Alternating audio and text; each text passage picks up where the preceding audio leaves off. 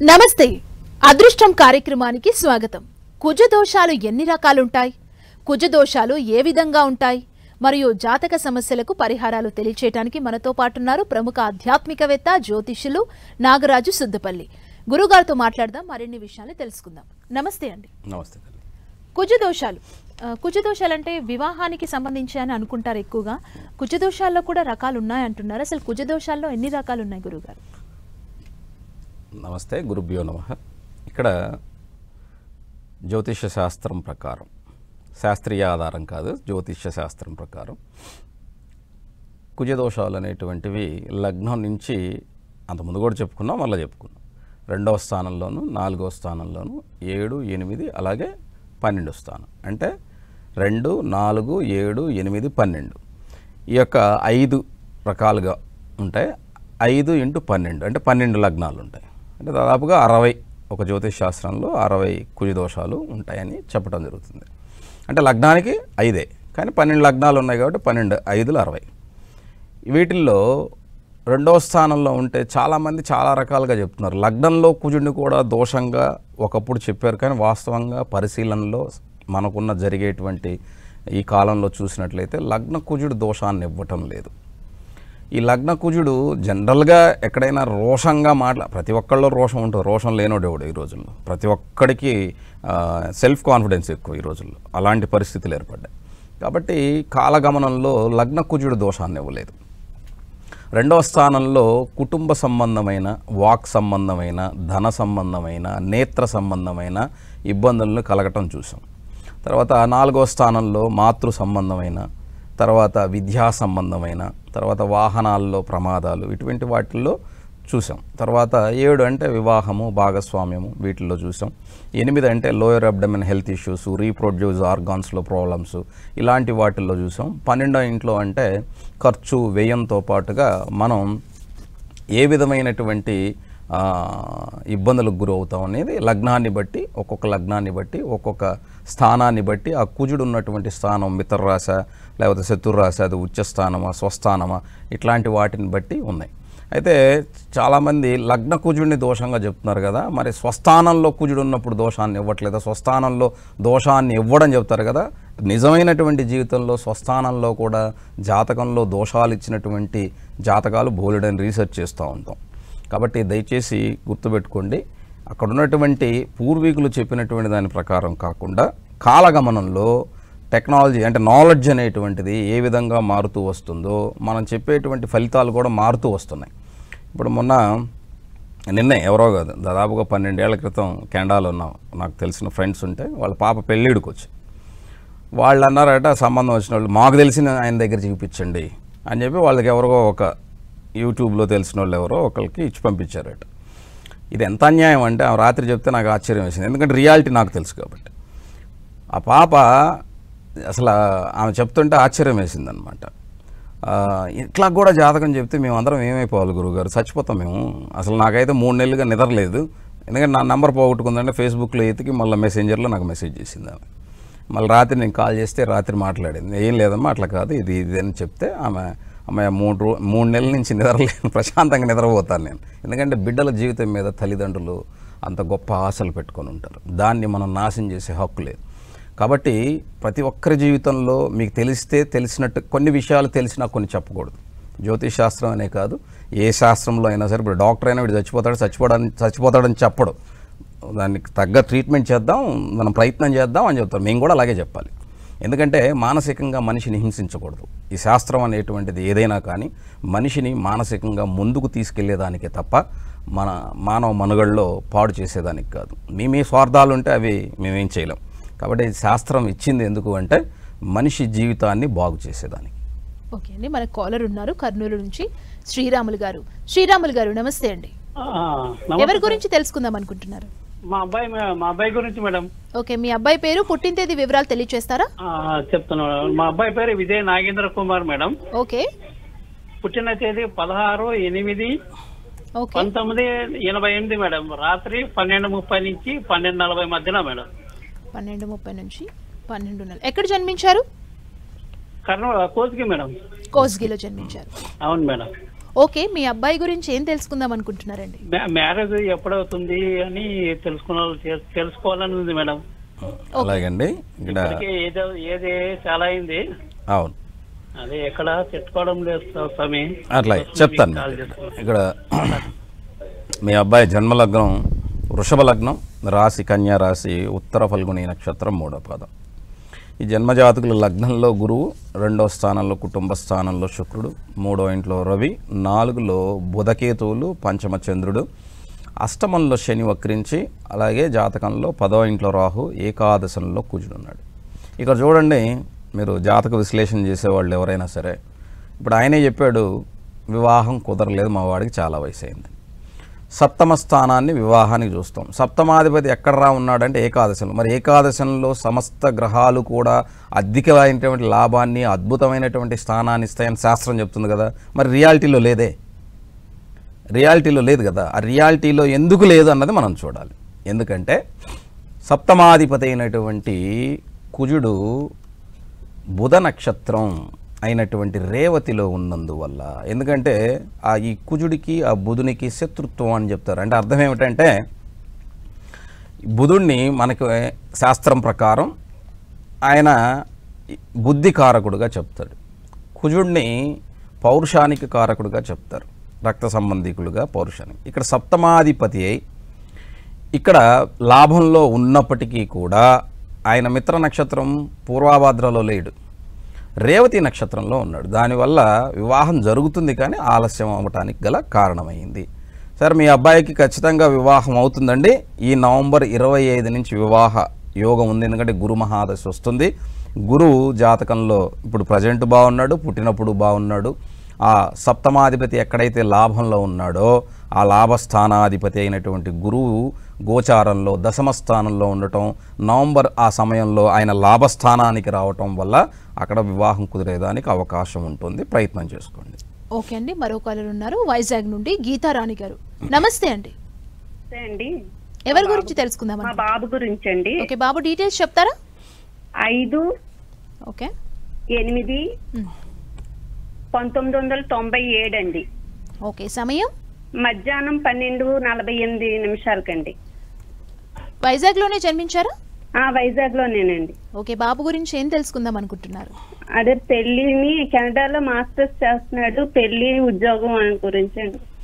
Okay, అలాగే అమ్మా, ఇక్కడ మీ అబ్బాయి యొక్క జన్మజాతకం ప్రకారం లగ్నం వచ్చేసి తులా లగ్నం, రాశి వచ్చేసి ఈ సింహరాశి, నక్షత్రం మఖా నక్షత్రం 4వ పాదం. లగ్నంలో కుజుడు, గురువు విద్యాస్థానంలో వక్రించి, పంచమంలో కేతు, 6వ ఇంట్లో శని, అలాగే జాతకంలో దశమంలో రవి, ఏకాదశంలో చంద్రుడు, బుధుడు, శుక్రుడు, రాహు. మీరు అడిగిన దానికి నేను సమాధానం చెప్పాలి. ఎందుకంటే కొన్ని దోషాలు ఉన్నప్పటికీ కూడా అడగకుండా నేను చెప్పాను అనుకోండి, ఎవరన్నా విన్నారనుకోండి, మీ వాడికి సంబంధాలు వచ్చేటప్పుడు ఆల్రెడీ మీకు లైవ్లో విన్నాం, మీ వాడికి దోషాలు ఉన్నాయట అడగకుండా చెప్పిన వాటికి, కాబట్టి మీ వాడికి మీ పిల్లని ఏమంటారు. కాబట్టి అడగని వాటికి నేను సమాధానాలు చెప్తాను. మీరు వివాహం ఎప్పుడు అవుతుందని అడిగారు. వివాహ స్థానాధిపతి అయినటువంటి కుజుడు లగ్నంలోనే, ఈ కుజుడు వచ్చేసి చిత్తా నక్షత్రం తన స్వనక్షత్రంలో ఉన్నందువల్ల బాగుంది. ఇప్పుడు చంద్రమహాదశ జరుగుతుంది. చంద్రుడు ఏకాదశంలో ఉన్నాడు, ఈ చంద్రుడు మఖా నక్షత్రంలో ఉన్నాడు, కేతు నక్షత్రంలో. కొద్దిగా వివాహం చేసుకునేదానికి కొంచెం తర్జన భర్జనలు పడుతుంటాడు. ఎందుకంటే నేను సెటిల్ అవ్వాలి, నాకు ఉద్యోగం రావాలి, ఇలాంటి విషయాల మీద అతని అవగాహన ఉంటుందమ్మా. దానిలో ముందుకు నిలబడనివ్వండి. లేదు వివాహం అనేది మాత్రం మీరు చేయాల్సిందే మా వాడికి అంటే లేట్ అయిపోతుంది, ఇప్పటికే 97 కదా, ఆల్రెడీ 28 ఏళ్ళు వచ్చేసాయి కదా, వివాహం చేసేయాల్సిందే అనుకుంటే రేపు నవంబర్ 2 నుంచి ప్రయత్నం చేసుకొని 2026 జూన్ మధ్యలో వివాహానికి ప్రయత్నం చేసుకోవచ్చు. లేదు మా వాడికి ఉద్యోగమే ముఖ్యము, ఉద్యోగంలో ఉండాలి అంటే కూడా ఉద్యోగానికి ప్రయత్నం చేసుకోవచ్చు. ఎందుకంటే చంద్రదశ జరుగుతుంది, దశమాధిపతి యొక్క దశ ఏకాదశంలో ఉన్నందువల్ల అతను తర్జన భర్జనలో, మానసికమైనటువంటి తర్జన భర్జనలో ఉంటాడు. దాన్ని మీరు తల్లిగా ఏ విధంగా డిసైడ్ చేస్తారో మీరు డిసైడ్ చేయండి. కానీ రెండూ బాగున్నాయి. మరో కాలర్ ఉన్నారండి, నరసింహరాజు గారు, మహబూబ్ నగర్ నుంచి. నమస్తే అండి. నమస్తే అండి. ఎవరి గురించి తెలుసుకుందాం అనుకుంటున్నారు? నా గురించే అండి. ఓకే, డీటెయిల్స్ చెప్తారా? మీ బర్త్ డీటెయిల్స్. 21 నవంబర్ 1971. ఓకే, 1971. సమయం ఉదయం 6:30 ఖమ్మంలో జన్మించాను. 6:30 ఖమ్మంలో జన్మించారు. నరసింహరాజు గారు ఏం తెలుసుకుందాం అనుకుంటున్నారు? మేడం, నా జాతకంలో సెలబ్రిటీ అయ్యే యోగం ఉందా, ఎప్పుడు అవుతాను అనేది గురువు గారిని అడుగుదామని చేశానండి. నరసింహాచార్యులు గారు, మీరు ఎన్నిసార్లు చేసినా మీ వాయిస్ గుర్తుపట్టేస్తారండి ఈడ. మీరు పేరు మార్చి చెప్పేస్తే అలాగా ఎందుకు వాళ్ళు కట్ చేస్తారని చెప్పేసి జాతకం ఎన్నిసార్లు చూసినా డేట్ ఆఫ్ బర్త్ మీకు ఎన్నోసార్లు చెప్పాను నేను. మీరు ఎక్కడికి కాల్ చేసినా నేను నిమిషంలో గుర్తుపట్టేస్తా ఆ వాయిస్ని. వాయిస్ ఏం మారవలేదు సార్, నేమ్ కూడా ఏం మారవలే. నరసింహరాజు గారు అంటున్నాము, అందుకని తప్పు చెప్పారు సార్, నరసింహస్వామి అన్నాను. ఇక్కడ జన్మజాతకంలో మీకు ఒకటి చెప్తా వినండి. లగ్నం మీద మీకు తెలుసు, నేనేమి కొత్తగా చెప్పాల్సిన అవసరం ఏం లేదు. మీరు కూడా నాలాగా చెప్పేవాళ్లే అందరికీ, మీకు తెలియంది ఏం లేదు ఇక్కడ. కానీ మీరు నన్ను అడుగుతున్నారంటే అది నా మీద గౌరవం, నాకు తెలుసు ఆ విషయం. ఇక్కడ లగ్నం వచ్చేసి ఏంటంటే మీది వృచ్చిక లగ్నం, రాశి వచ్చేసి ఏంటంటే ధనుర్రాశి, మీరు ఇచ్చినటువంటి డేట్ ఆఫ్ బర్త్కి. ఇక్కడ మూలా నక్షత్రం 3వ పాదం, 21 నవంబర్ 1971, ఉదయం 6:30 ఖమ్మం. లగ్నం నుంచి లగ్నంలో రవి, బుధ, అలాగే గురు శుక్రుల యొక్క కలయిక. 2వ ఇంట్లో చంద్రుడు, 3వ ఇంట్లో రాహు, 4వ ఇంట్లో కుజుడు. ఇక్కడ మీరు చూడండి, లగ్నాధిపతి 4లో ఉన్నాడు. దేంట్లో ఉన్నాడు? కుజుడు శతభిషంలో ఉన్నాడు. మీకు నేను అంతకుముందు కూడా చెప్పా. కుజుడు సుబ్రహ్మణ్యేశ్వర స్వామికి ఆరాధన చేస్తాం. సుబ్రహ్మణ్యేశ్వర స్వామికి ఆయనకి ఏదైనా దోషం ఉంటే, అంటే ఆయన సర్పకారకుడు. అలాగే శతభిష నక్షత్రాధిపతి ఎవరు? రాహువే. మరి ఈ రెండింటికి పడుతుందా? మీకు తెలుసు శాస్త్రం ప్రకారం రెండింటికి పడదు. ఆ 2 ఎనిమిస్ అని, అంటే విద్యని ఆటంకం కలిగిస్తుంది. మీరు చెప్పేటువంటి విద్యకి ఆటంకం కలిగిస్తుంది, అందులో సందేహం లేదు. తర్వాత దశమాధిపతి సూర్యుడు ఎక్కడున్నాడు? మీకు విద్యాస్థానం నుంచి దశమాన్ని చూస్తున్నా, దశమాధిపతి లగ్నంలో ఉన్నాడు. ఎక్కడున్నాడు? అనురాధ నక్షత్రంలో ఉన్నాడు. ఈ అనురాధ నక్షత్రం ఎవరిది? శనిది. శని రవులకి శాస్త్రం ప్రకారం ఏం చెప్తాం? ఈయన తూర్పు ఉంటే ఆయన పరమరు ఉంటాడు, అంటే ఈయన ముందు చూడరా అంటే ఆయన వెనక చూస్తాడు కదా. ఈ రెండింటి వలన అంటే విద్యాస్థానాధిపతి శని ఎక్కడున్నాడు? మరలా పోనీ 7లో ఉన్నాడు. పోనీ ఆయన ఎక్కడున్నాడు? కృతికా నక్షత్రంలో ఉన్నాడు. శని రవులు ఇద్దరూ కూడా వాళ్ళ నక్షత్రాల్లో లేరు, ఆపోజిట్ నక్షత్రాల్లో ఉన్నారు. శని నక్షత్రంలో ఏమో రవి నక్షత్రంలో శని. నువ్వు వెనక చూడరా అంటే ఆయన ముందు చూస్తాడు, ఆయన ముందు చూడరా అంటే ఆయన వెనక చూస్తాడు. మరి అలాంటప్పుడు అది ఏ విధంగా ఉంటుందో మీకు నేనే చెప్పాల్సిన పని లేదు. రాహు దశ అంతా జరుగుతుంది. రాహు వెళ్ళిపోవాలి. మీకు నేను ఎన్నోసార్లు చెప్పా, రాహు 2034 వరకు ఉంది. ఈ 2034 వరకు ఇబ్బందులు తప్పవు. ఎందుకంటే మకర రాహు మంచివాడు కాదు. ఎందుకంటే మకర రాహు, మీరు సినిమా దేవి అని ఒక సినిమా చూడండి. నేను జ్యోతిష్యం చెప్పని రోజుల్లో కూడా మకర రాహు ఉన్నాడు, ఇది చాలా ప్రమాదం అని చెప్పి ఆ సినిమాలో చెప్తారు కోడి రామకృష్ణ గారు. కావాలంటే మీరు వెళ్ళి చూడండి ఆ సినిమాలో ఒక దీనికోసం. ఆ మకర రాహు అనేటువంటి వాడు చాలా చెడ్డవాడుగా చెప్పబడ్డాడు. ఆ రాహు ఎక్కడున్నాడు? మీకు శ్రవణంలో ఉన్నాడు. ఆ నక్షత్రం ఎవరిది? చంద్రుడిది. మరి చంద్రుడికి రాహువుకి అవుతుందా? మరి ఎన్ని మీకు తెలుసు, తెలిసి కూడా మీరు నన్ను అడిగితే ఏం ప్రయోజనం చెప్పండి? అంతవరకు ప్రయోజనం అనేది రాహు అయిపోయేంత వరకు రాహు నేర్పిస్తూ ఉంటాడు, నేర్చుకోవాల్సిందే. ఓకే అండి, ఇప్పుడు మనం చూసినట్లయితే వారాహి నవరాత్రులు స్టార్ట్ అయిపోయాయి. ప్రతి ఒక్కరు కూడా వారాహి నవరాత్రులు చేయడానికి సిద్ధమయ్యారు ఈ రోజు నుంచి. అసలు ఈ వారాహి నవరాత్రుల్ని ఎందుకు జరుపుతారు? విశిష్టత ఏంటో తెలియజేస్తారా? ఇక్కడ మన అందరూ తెలంగాణలో బోనాలు అంటాం, ఇంకొక ప్రాంతంలో ఆషాఢ నవరాత్రులు అంటారు, ఇంకొక ప్రాంతంలో వారాహి నవరాత్రులు అంటారు. ఈ వారాహి నవరాత్రులు అనేటువంటివి జనరల్గా శ్రీ విద్య అనేటువంటి ఒక రహస్య విద్య అనేటువంటిది ఉంది. అది అమ్మవారికి ఆపాదించబడినటువంటిది. ఈ అమ్మవారికి ఆపాదించబడినటువంటి ఈ విద్య, దీని గురించి ఒక పెద్ద షో చెప్పుకోవచ్చు, తక్కువది కాదు. అది చాలా రకాలుగా చెప్పబడింది అనమాట. ఇది క్రీస్తుకు పూర్వం నుంచి, అంటే మన సామాన్య శకం ముందు నుంచి కూడా, ఒక 1000 సంవత్సరాలకు ముందు నుంచి కూడా ఈ సాంప్రదాయంలో ఉంది. అయితే దీనిలో మొదటి గణపతి పూజ, 2 లలిత, 3 మనం అందరూ చెప్పుకునే రాజ్యశామల, 4 వారాహి, ఈమె రక్షణ చేస్తుంది, 5 పరాదేవత అంటారు, ఆమెనే ఆది పరాశక్తి అంటాం. అంటే మన దేహంలో కుండలిని శక్తి అని ఉంటుంది. దీనికి రూట్ చక్ర అంటారు, అంటే మూలాధారము. దాంట్లో గణపతి అనేది ఉంటుంది.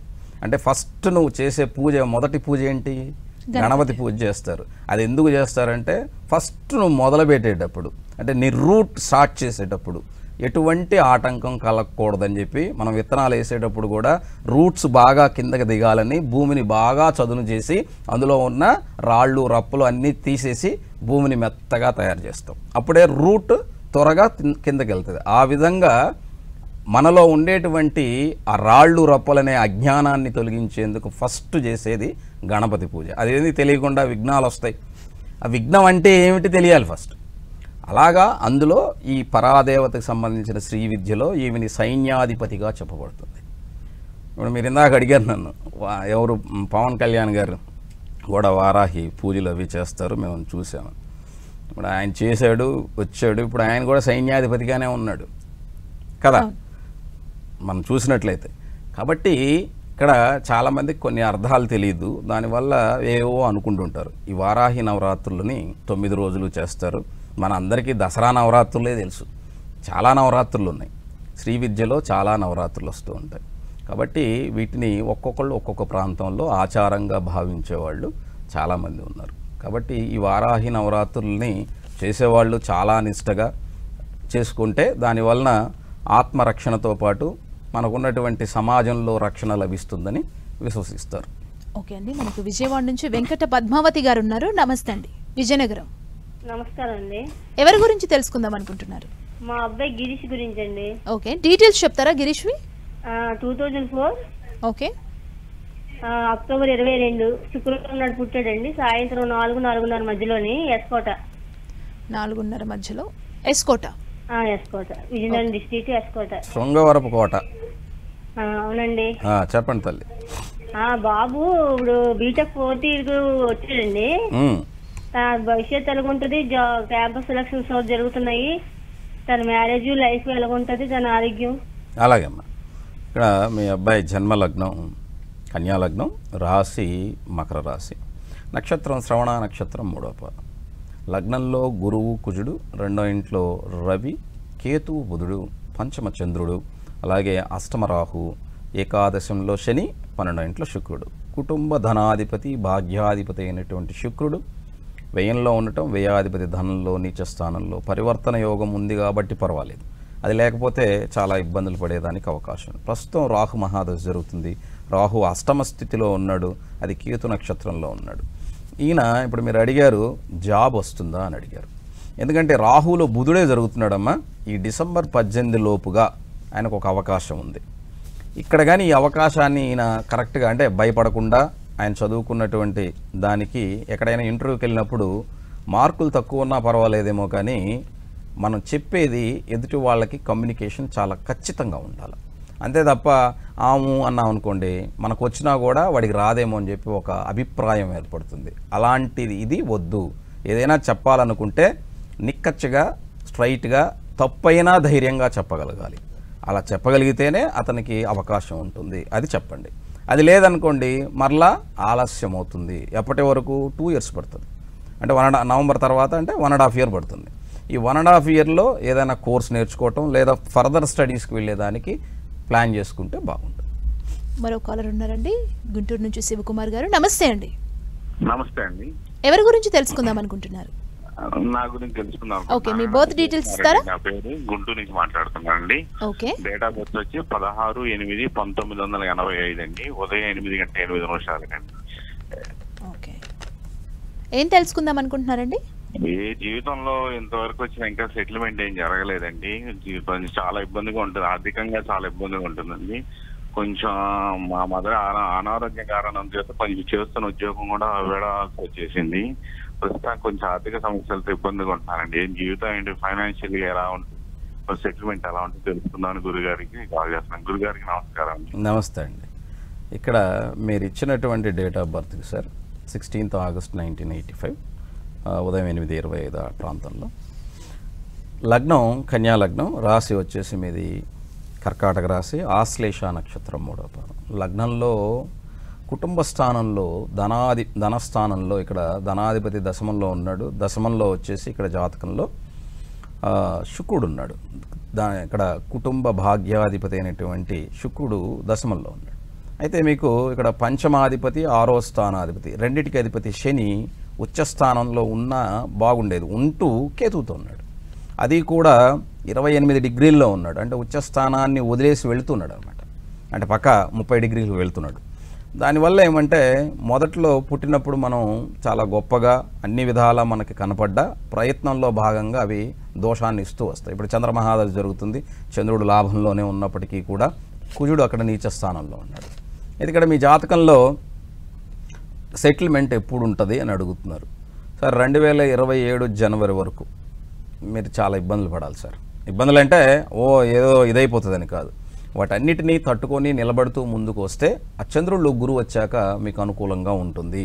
ఎందుకంటే జాతకంలో గురువు పంచమ స్థానంలో ఉన్నాడు, తర్వాత ఇక్కడ జాతకంలో చంద్రమహాదశ జరుగుతుంది. ఇప్పుడు జరిగేటువంటి దశాంతర దశలు మీకు అంత అనుకూలంగా లేవు, అవి కొంచెం మిమ్మల్ని ఇబ్బంది పెట్టడానికి అవకాశం ఉంది, వాటికి రెడీగా ఉండండి.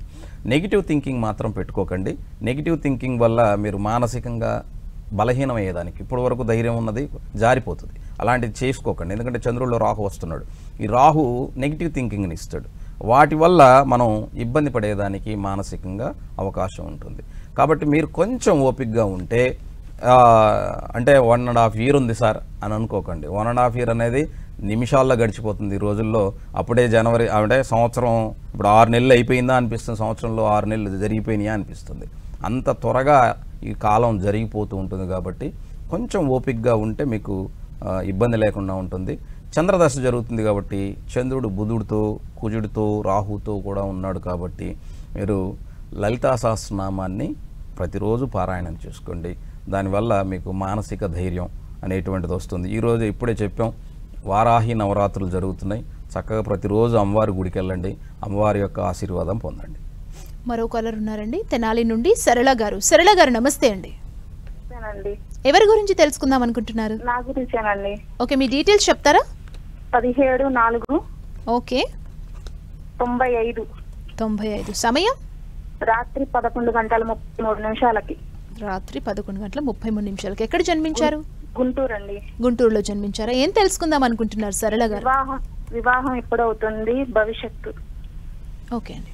ఇక్కడ లగ్నం ప్రకారం మీరు ఇచ్చినటువంటి డేట్ ఆఫ్ బర్త్కి ధనుర్లగ్నం, రాశి వచ్చి వృశ్చిక రాశి, అనురాధ నక్షత్రం, 1వ పాదం. వివాహ స్థానాధిపతి అయినటువంటి బుధుడు జాతకంలో కేతువుతో రవితో ఉన్నాడు. ఇక్కడ అసంగస్థ దోషం ఉన్నది, అందుకే ఆలస్యమైంది. ఇంకొకటి కుజుడు 8వ ఇంట్లో అష్టమ స్థానంలో పంచమాధిపతి ఉన్నందువల్ల సంతానం ఆలస్యంగా కలగాలి కాబట్టి ఇక్కడ వివాహానికి కూడా ఆలస్యం అయ్యింది.